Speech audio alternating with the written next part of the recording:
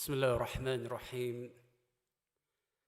الحمد لله رب العالمين، والعاقبة للمتقين ولا عدوان إلا على الظالمين، والصلاة والسلام على سيد الأنبياء والمرسلين محمد وعلى آله وأصحابه أجمعين.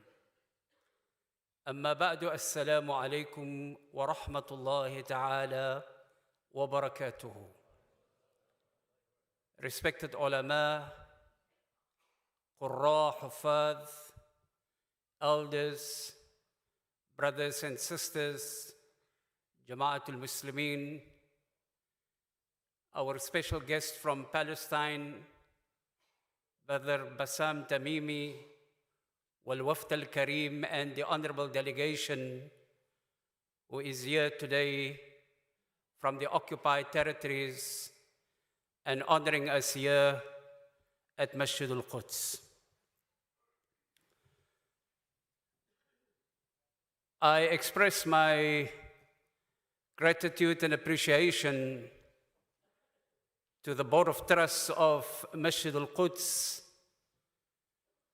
the Jama'ah, and the community of this masjid for having honored us during the course of this week with the Lifetime Award, and I happen to be one of the recipients of this award. I have come to express my humble and deep appreciation for this type of recognition. But at the same time, I remind myself and wish to remind everybody that we should not be in the business of wanting to receive accolades and awards for the work we do or should do. And particularly in the Palestinian arena, we accept, but we are fully aware that the true award for the Palestinian cause will only be the day that we see liberation and freedom, inshallah. Only the day when Al-Qiblatul Ula will be liberated. Only the day that Al-Quds will be liberated. Only the day that the Palestinian people will experience the liberation and the freedom and the restoration of the land, we will all be celebrating that great achievement, inshallah. Our dua is always that Allah subhanahu wa ta'ala allow us in our lifetime to see the liberation of Palestine, inshallah. Very significantly, the Masjid al-Quds have chosen the month of August. And even though our day coincided with Women's Day in South Africa, I thought that today's message here in the Jum'ah is to draw your attention to what happened approximately 48 years ago, the 21st of August, 1969. On the 21st of August 1969, the Australian Jew Michael Dennis Rohan entered Al-Masjid Al-Aqsa Al-Mubarak, disguised himself as a Muslim, and placed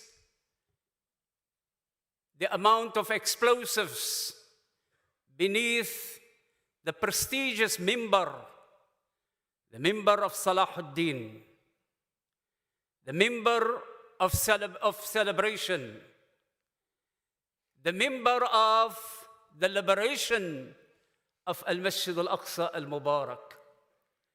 It was in the vision of the great Imaduddin Zinki, Nuruddin al-Shaheed, who commissioned Salahuddin Ayyubi and said to him, the day when you liberate al-Masjid al-Aqsa, you enter this mimbar into the masjid as a gift, a very prestigious gift from the people of Aleppo. Madinat Halab is bleeding today. It was the vision of the people of Aleppo, the artisans and the carpets or the carpenters that built this mimbar, consisting of 80,000 links assembled together without a drop of glue or a nail being used on that mimbar. But in order to understand what is it that gave Michael Dennis Rohan the motivation, what gave him the eagerness and that evil mindset to destroy that mimbar, we have to go back to the day of the occupation of Madinatul Quds, the 6th of June, 1967. Very seldom we reflect on this.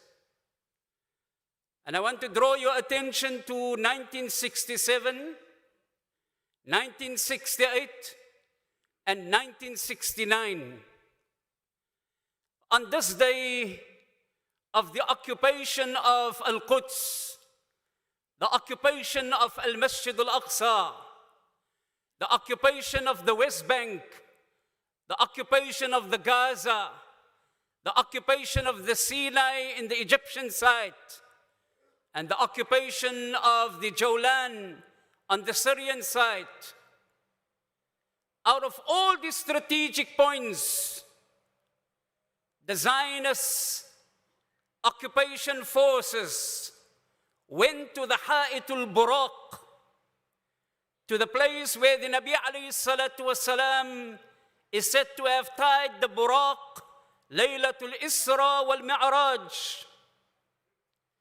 If you go into the archives, you will see the Mushid Dayans, the Ariel Sharons, walking to what they call today the Western Wall. They call it Ha'itul Makkah, the Wailing Wall. And for us, we repeat every time that we take this platform, Laysa hunaka Ha'itul Makkah. There is no Wailing Wall. Innaha Ha'itul Buraq. It is the wall of the Buraq. عندما ربط النبي صلى الله عليه وسلم, where Rasulullah tied the Buraq and he said, ربطت البراق عندما ربط الأنبياء من قبلي.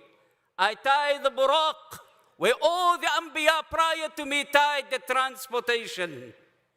At that Ha'itul Buraq, there is a masjid known as Masjidul Buraq. At that wall, there is the Zawiyatul Magharibah, the enclavement of the Mujahideen of Morocco and Mauritania and Algeria who fought with Salahuddin against the Salibiyun. It is only in 1967 that the Zionists claimed legitimacy of Ha'itul Buraq. And so the events that is taking place right now, what we have seen happening for the last month around Al-Masjid Al-Aqsa is not in isolation of what started off in 1967.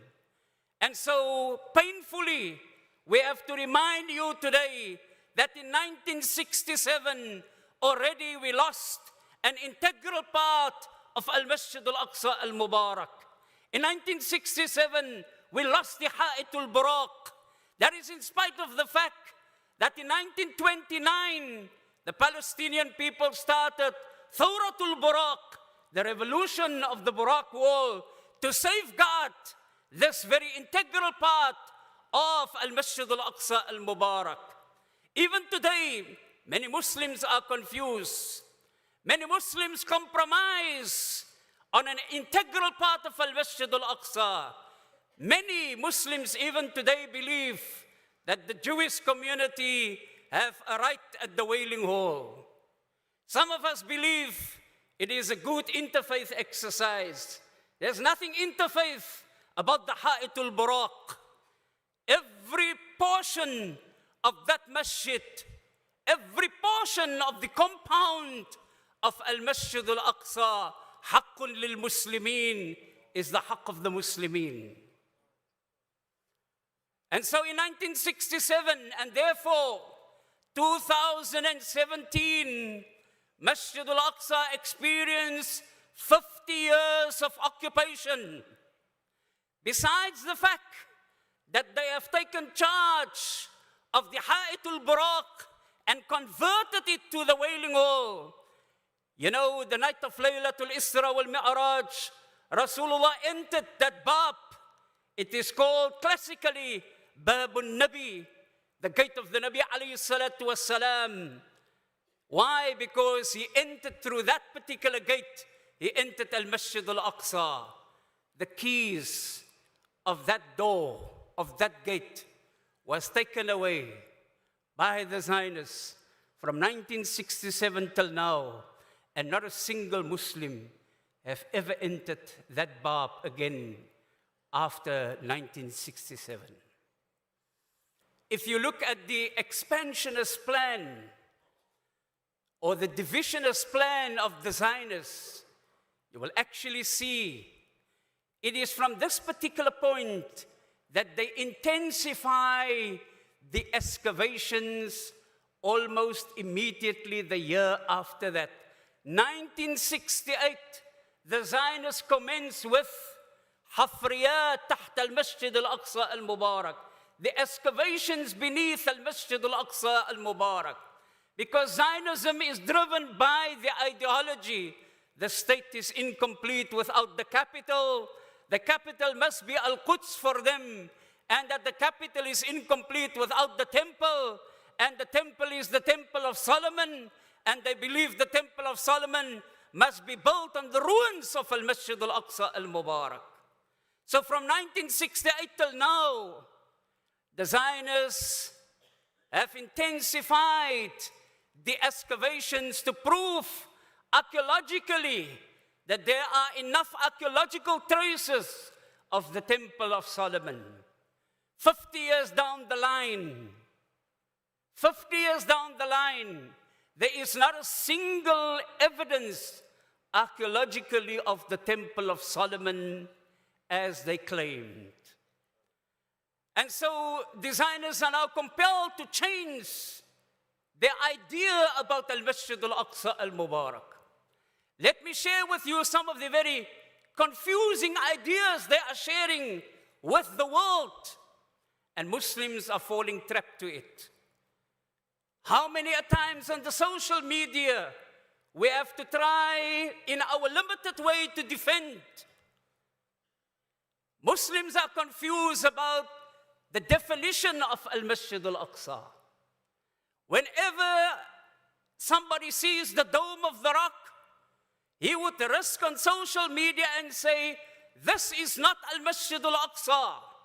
Some even say, be careful not to believe that the Dome of the Rock is Al-Masjid Al-Aqsa, because the real Al-Masjid Al-Aqsa is the Black Dome, and they are keeping our eye on the Dome of the Rock so that they can destroy the real Al-Masjid Al-Aqsa.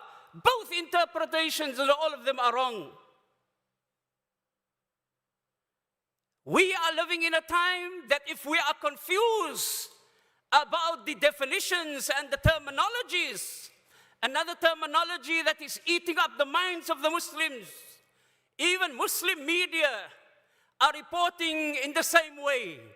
Whenever there are clashes around Al-Masjid Al-Aqsa, you hear clashes around Al-Masjid Al-Aqsa, sacred to the Muslims, equally holy to the Jews, known as the Temple Mount. I have a very big problem with this. How can you call Al-Masjid Al-Aqsa the Temple Mount? Here is a Palestinian brother, ask him, what do you call Temple Mount in Arabic? Temple Mount in Arabic is known as Jabalul Haykal. The Quran is very verbatim in places. The Quran is not confused about geographical spaces and cities. So Allah subhanahu wa ta'ala said, Subhanalladhi asra bi'abdihi laylan min al-masjid al-haram ila al-masjid al-aqsa. Al-masjid al-aqsa is the only masjid mentioned verbatimly in the Quran after al-masjid al-haram. The Quran did not say, Subhanalladhi asra bi'abdihi laylan min al-masjid al-haram ila Jabal al-Haykal. So why is it that Muslims also believe that the compound of Al-Masjid Al-Aqsa is the equivalent of the Temple Mount? This is another way that the Zionists are fighting us, using the incorrect terminologies, obliterating the power of Arabic, and replacing it with Hebrew terminologies. And so if there is a need to resist, resistance also means from the angle of language, we need to resist Zionist occupation. Why is it that the Nabi alayhi salatu wasalam was consistent in the word Baytul Maqdis? لا تزال طائفة من أمتي ظاهرين على الحق لعدوهم قاهرين لا يضرهم من خالفهم أو خذلهم حتى يأتيهم أمر الله وهم كذلك. قالوا أين هم يا رسول الله؟ قال ببيت المقدس. ميمونة مولاة رسول الله asked النبي عليه أفتنا في بيت المقدس يا رسول الله. بيت المقدس, بيت المقدس. We have to study the divine wisdom, the prophetic wisdom of why it was called Baytul Maqdis. And so the definition of Al-Masjid Al-Aqsa huwa ma dara alayhi sur. Let me remind you that the Dome of the Rock, as you see it, juz'un la yatajazza'u min al-Masjid al-Aqsa. It is an integral part of al-Masjid al-Aqsa. The black dome that you see, al-Jami al-Qibli, the Qibla Masjid, is an integral part of al-Masjid al-Aqsa. Every little mimbar that you see, the space that you see, if you make salah in the compound and you make salah beneath the olive tree, لَقَدْ صَلَّيْتَ فِي الْمَسْجِدِ الْأَقْصَى. You have made salah in al-Masjid al-Aqsa al-Mubarak.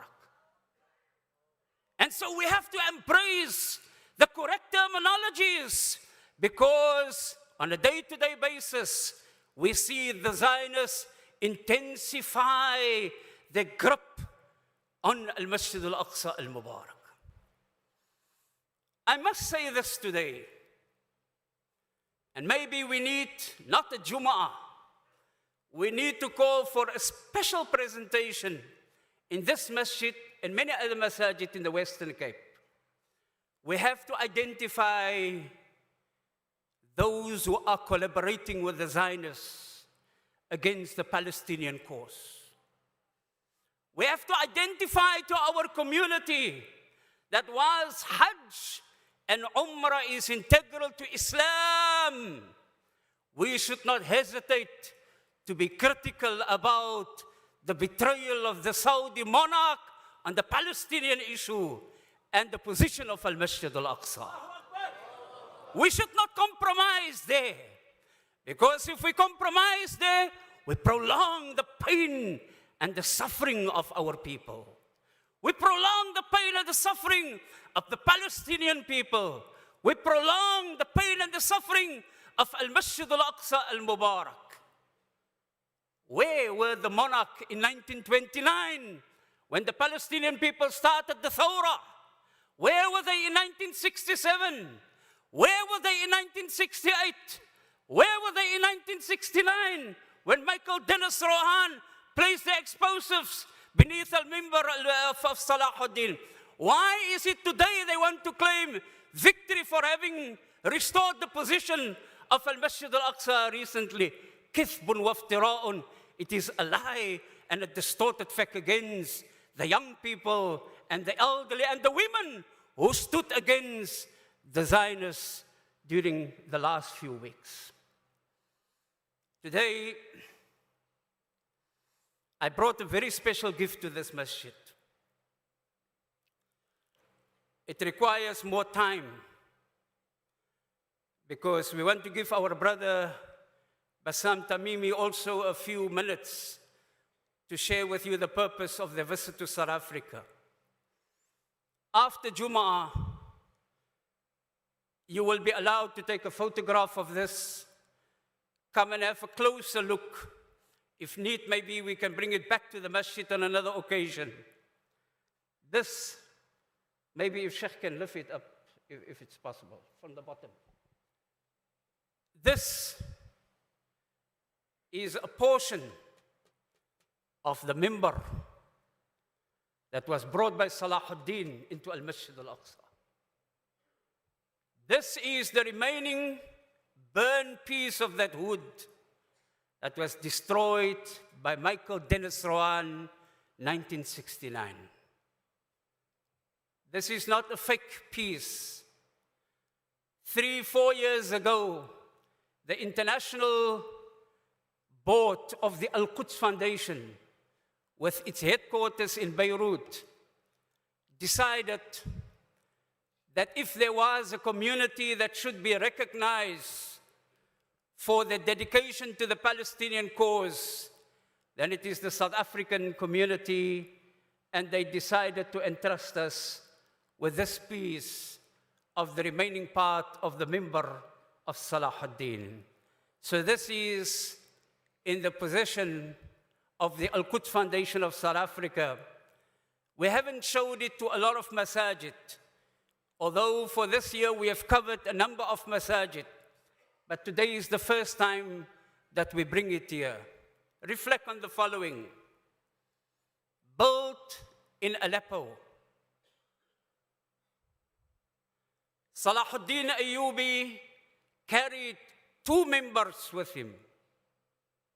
One member went into the masjid of Nabi Ibrahim in the city of Hebron. The other member into Al-Masjid Al-Aqsa Al-Mubarak. Imagine the dignity and the honor that we have, that from Medina Halab to the city of Cape Town, this is further to motivate us that we have to share a great deal of our time to educate our people, to influence our institutions, to make sure that we are going to pave the way for future generations to have a better understanding of the subject matter and not to compromise as we continue to see in our time here today.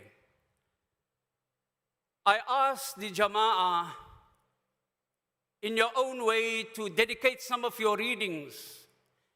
Go and search for the reading of Michael Dennis Rowan. Look at the extent of the damage that was caused, and the Zionists merely concluded that Michael Dennis Rowan was mentally disturbed. We should reject that type of report because he did not do it in isolation of what was started in 1967.